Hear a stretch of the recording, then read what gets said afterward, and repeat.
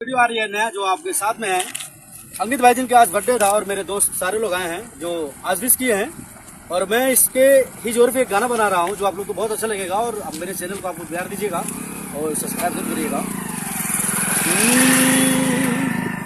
तू मानो न मानो ये जानी, तू मानो न मानो ये जानी, हम तुम्हारा प्रीतिया में दिल के दुनिया लुटा देले बानी।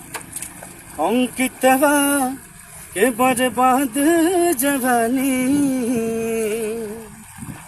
अंकितवा के बर्बाद जवानी, अब करे ही प्यार में आजा लिखतानी हम कहानी। आप लोग